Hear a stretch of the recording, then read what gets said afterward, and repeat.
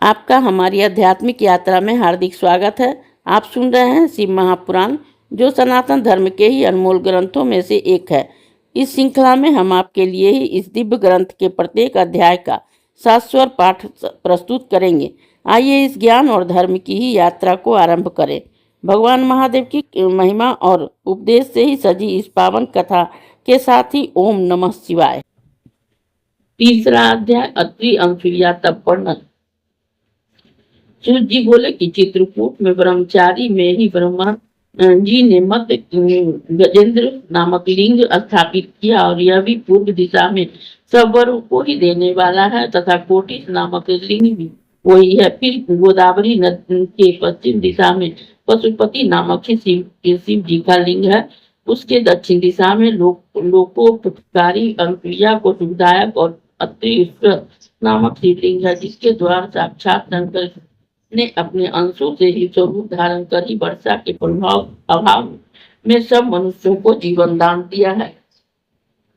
यह सुनकर ऋषियों ने पूछा कि हे महाभाग सूर्य, हे सुवर्त परम दिव्य स्वरूप अत्रीश्वर शिव जी पर कैसे प्रकट हुए, यह यथार्थ कहिए। सूर्य जी बोले कि हे श्रेष्ठ ऋषियों, आप लोगों ने यह बड़ा ही सुंदर प्रश्न किया। मैं इस शुभ कथा को कहता हूँ, जिसे निरंतर श्रवण करने से मनुष्य निश्चय ही पापों को मुक्त हो जाता है। दक्षिण दिशा में चित्रकूट के निकट तप की सिद्धि को देने वाला और सज्जनों का हितकारी कामद नामक जो बड़ा ही भारी वन है, वहीं पर ही ब्रह्मा जी के पत्र ऋषि अत्रि ने अनुसुईया के साथ ही कठिन तप किया था।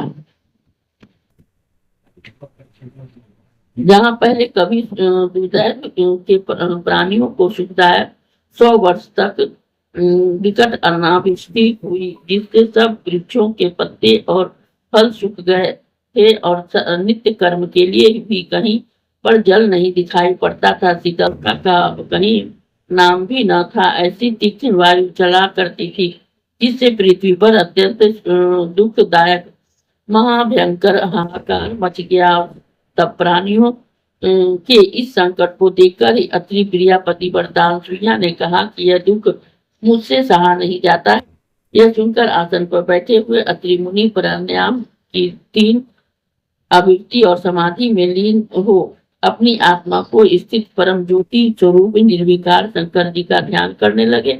उस समय अन्ना भाव से सभी दुखी थे, यहाँ तक कि शिष्य अपने गुरु को छोड़कर निरंतर चले गए और अकेले ही पतिव्रता अनुसुईया ने ही वहां महर्षि के पास रह गई।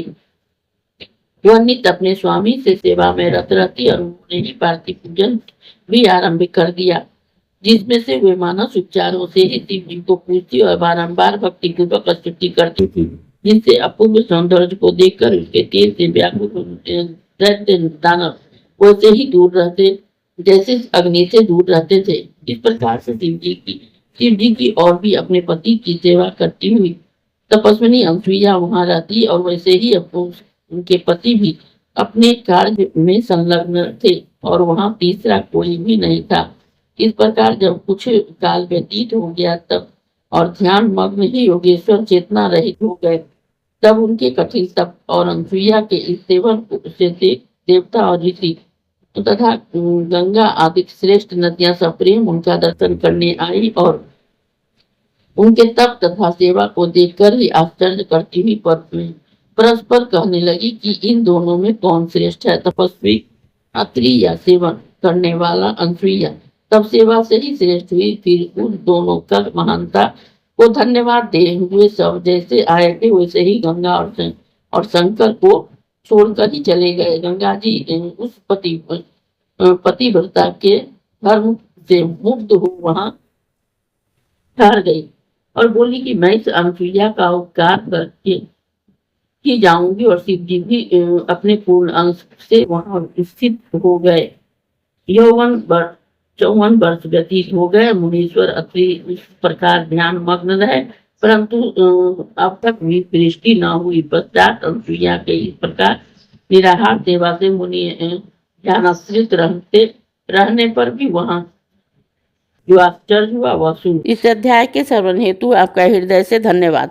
हम आशा करते हैं कि शिव महापुराण की यह दिव्य कथा आपको आध्यात्मिक शांति और गहन ज्ञान प्रदान कर रही होगी। कृपया अगले अध्याय के लिए हमारे साथ जुड़े रहें और अपने सुझाव एवं भावनाएं कमेंट के माध्यम से अवश्य साझा करें। धर्म, भक्ति और ज्ञान की इस पावन यात्रा में आपका साथ हमारे लिए अत्यंत मूल्यवान है। ओम नमः शिवाय। यदि यह प्रस्तुति आपको पसंद आई हो, लाइक करें, कमेंट करें, सब्सक्राइब जरूर करें, बेल आइकॉन दबाना ना भूलें ताकि अगला अध्याय आपसे छूटे नहीं। और इस पावन ज्ञान को ही शेयर करें अपने परिवार और मित्रों तक।